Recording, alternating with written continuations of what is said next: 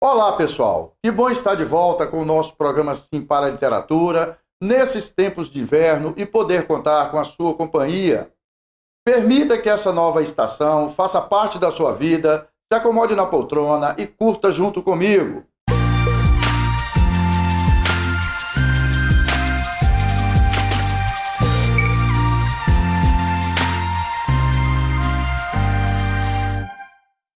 No nosso programa Sim para a Literatura, entre outras informações, temos as colunas Dica de Leitura e Dica de Livro. Temos também as colunas O Livro da Minha Vida, a participação de telespectadores, apaixonados pela leitura, além de entrevista e muito mais. Na edição desta semana, vamos trilhar juntos vários caminhos da literatura e do universo de possibilidades do hábito da leitura. A leitura, para mim, sempre foi um prazer. Você também sente que a coisa de lerem para você, para mim, é um carinho nos ouvidos, entendeu? Eu diria que a coisa mais importante é que o livro seja sinônimo de prazer, de amor, e não assim uma obrigação, porque eu tenho que ler para a escola, porque eu tenho que... Não, né? Aquilo traz realmente amor, prazer, alegria, né? Companhia... E que realmente é verdade, né? Com o livro você nunca está sozinho. A leitura de livro é uma das coisas que mais estimula o nosso cérebro, tanto em relação à parte memória, como em relação a novas sinapses, que a gente chama, que são as novas ligações que o cérebro vai promover, né? Sempre que a gente vai ler um livro, principalmente um livro que tenha começo, meio e fim, você vai estar sempre estimulando, além de ser um aprendizado novo, e tudo que é novo para o cérebro acaba estimulando bastante as sinapses, né? Mas em relação à parte memória, se você está no meio do livro, você tem que lembrar o que aconteceu com os personagens no começo, e isso vai fazendo com que você constantemente vá estimulando a tua memória a trabalhar, né? E para nos ajudar a dar vazão a esse universo de possibilidade, para a entrevista desta semana, nosso convidado é Ricardo Coelho dos Santos. Ricardo é engenheiro mecânico, aposentado, pesquisador sobre o universo dos escoteiros e, entre outras experiências de escrita, publicou recentemente seu terceiro livro. Se eu não lesse, eu não escreveria. Quando a gente lê, a gente fica incentivado a escrever. Poxa, se fulano descreve isso, por que eu não posso descrever uma situação semelhante?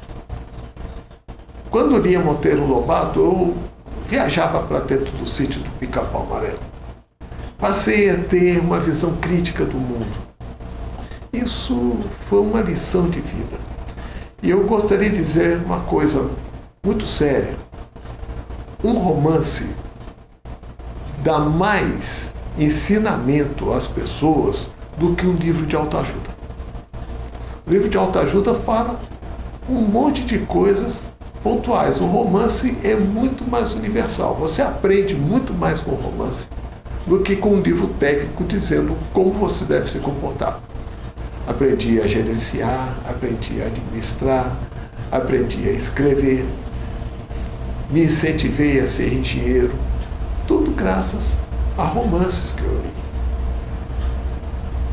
Então, essa é a importância da leitura para a minha vida de escritor, e não só a vida de escritor, minha vida profissional, minha vida familiar. É seguindo juntos com as palavras de Ricardo Santos que finalizamos a primeira parte desta edição do nosso programa Sim para a Literatura. Daqui a pouco a gente volta.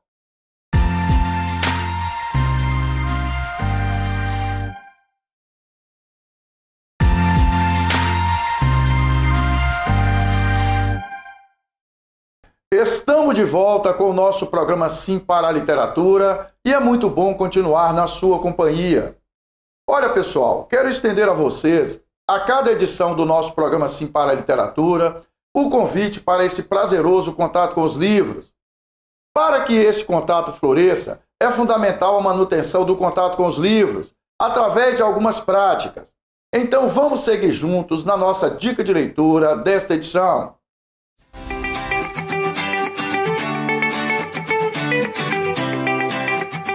Comece por uma literatura mais fácil, você vai ler todos os dias. E não tenha a ambição de ler grandes trechos. Comece com pequenos trechos. Se você lê 1 parágrafo, 2, 3 parágrafos antes de dormir, que é uma coisa que é um hábito que eu tenho, por exemplo, você já vai, lógico, criando este hábito. Obviamente, eu não leio apenas antes de dormir, mas vamos imaginar um dia meu atarefado, eu faço 1 milhão de coisas, trabalho com educação, então, que eu não consigo um tempo de leitura ao longo do dia. Pelo menos aquela 1 página, 2 páginas, nem que seja 2 parágrafos antes de dormir, faz parte do meu dia a dia. Então, comece por aí, deixa o livro do lado da sua cama, escolha um livro que lhe dê prazer e todo dia um pouco. Eu não perco oportunidade. Então, por exemplo, se eu pegar um táxi, um Uber, eu sempre tenho ali um livro na bolsa. Então, na sala de espera de um dentista, de um médico. Então, o tempo todo que eu tenho, esse tempo livre, eu estou sempre lendo. Na nossa coluna Dica de Livro, a nossa sugestão é sempre a leitura de um livro papo cabeça. Pode rodar a dica.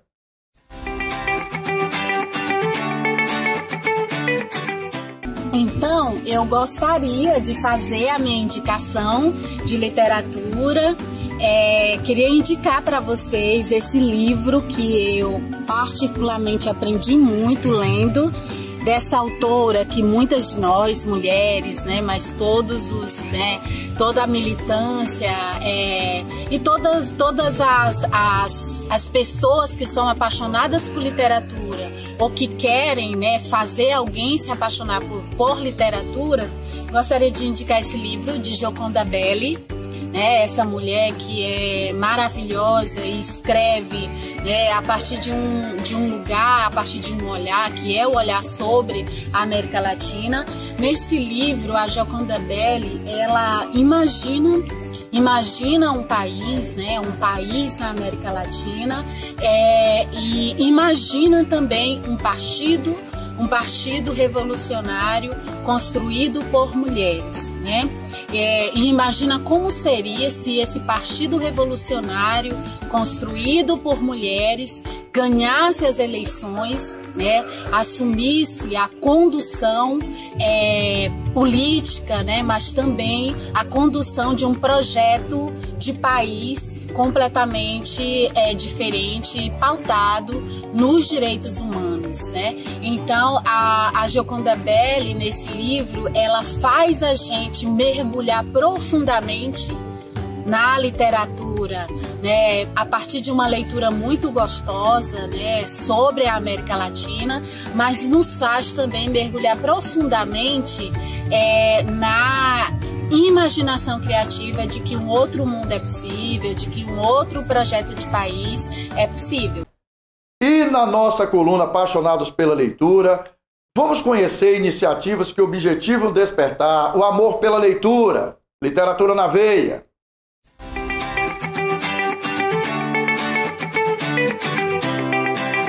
Se você acha difícil ler um livro por mês, imagina 128 em um ano.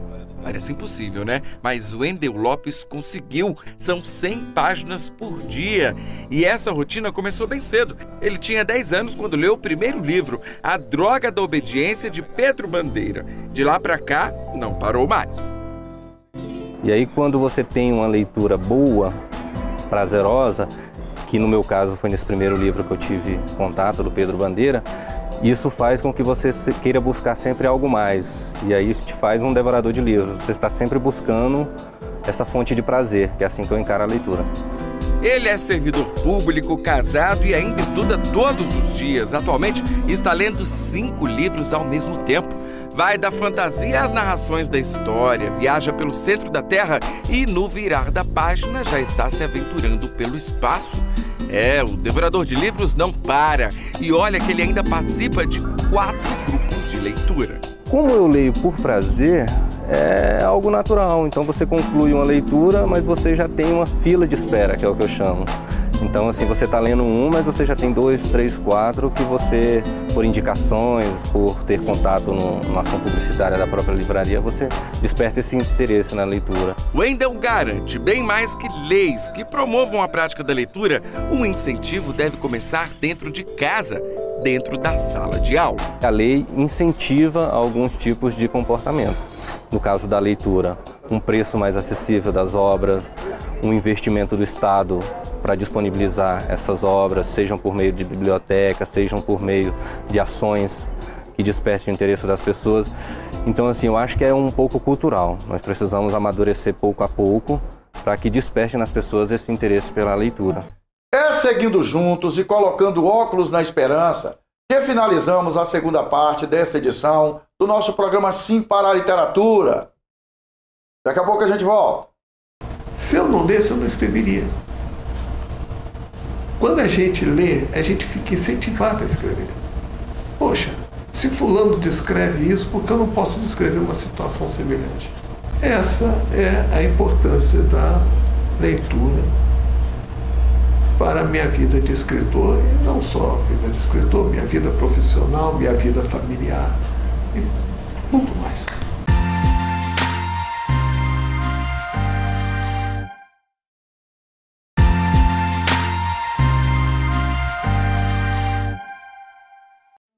Estamos de volta com o nosso programa Sim para a Literatura e é muito bom continuar na sua companhia. E vamos juntos para a entrevista com Ricardo Santos.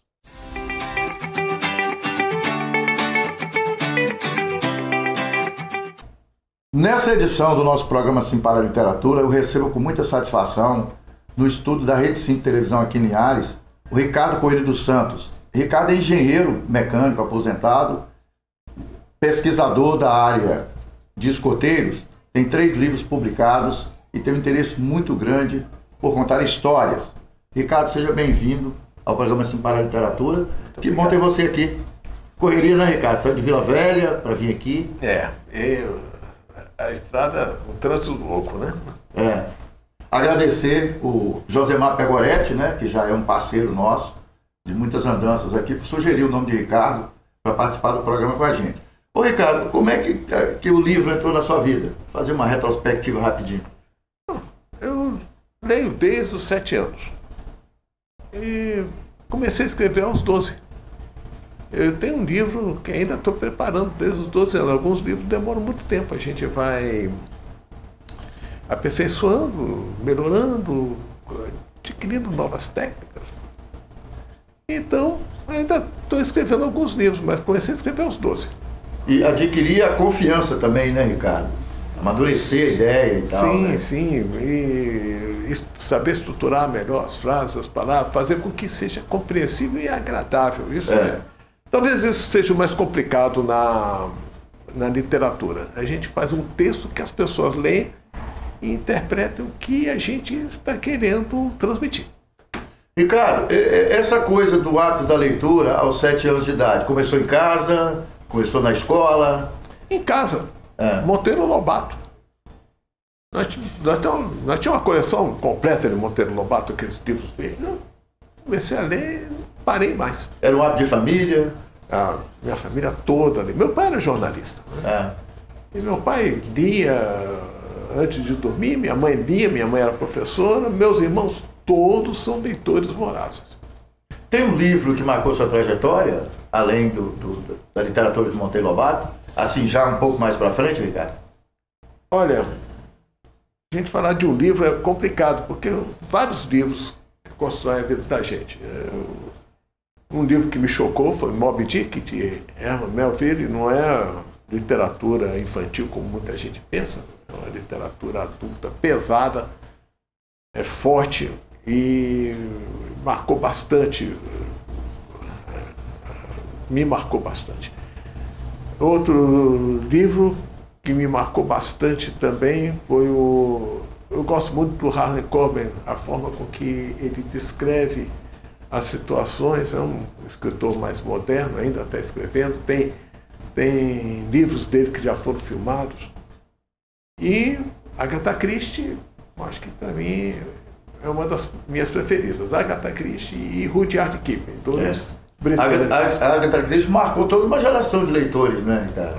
Nossa, mãe. Não é? E escritores também. Exatamente. Passou a ser referência para muita gente, né?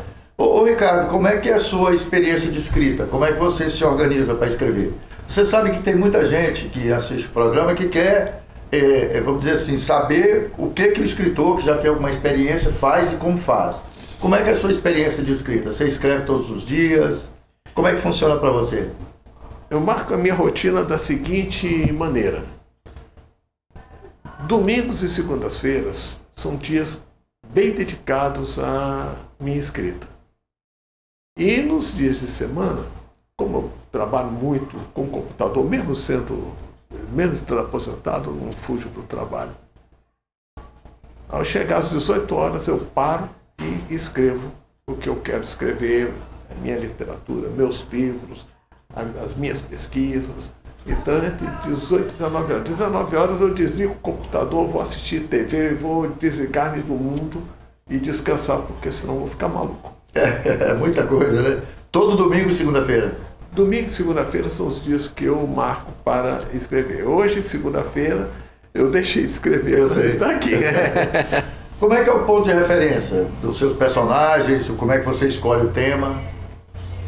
Como é que funciona isso? Olha, dizem alguns escritores, eu acho que encaixa direito no meu caso, é o tema que me escolhe. Por exemplo, um dos livros que eu escrevi, perdão, e foi publicado, foi baseado num sonho. Eu tive um sonho, tive um pesadelo, e acordei e falei assim, eu vou transformar numa história. Foi um pesadelo recorrente, imagina, toda noite tem o mesmo sonho. Eu transformei num livro, na verdade é uma trilogia. Eu já estou terminando a terceira parte da trilogia. Estou escrevendo um livro que minha esposa está analisando, ela analisa todos os livros que eu escrevo. Ok. E também foi um sonho. Foi um sonho daqueles que eu acordo, suado, deito de novo e continuo sonhando e transformei num livro. Chama-se A Escola, está sendo trabalhado ainda. Né? E fora as outras inspirações, o presente livro que foi lançado agora, dia 25 de maio. O Viajante, A Vila na Curva e Outras Viagens, que a gente vai mostrar aqui daqui a pouco. Né? Certo. Pode falar, Ricardo. Esse livro foi inspirado numa viagem mesmo. Eu estava dirigindo o carro, passei por uma cidadezinha, uma vilazinha. E de repente imaginei como é que é a vida nessa vila, como é que são as pessoas. E essas perguntas alimentam a gente, alimentam o nosso cérebro. Eu coloquei em história. Como já tinha feito uma viagem para o exterior, resolvi também pegar a experiência da viagem no exterior, uma cenazinha boba que eu vi, e resolvi também colocar nesse livro. E depois meu filho passou a lua de mel no Chile, mostrou as fotos do hotel, do lugar onde ele esteve.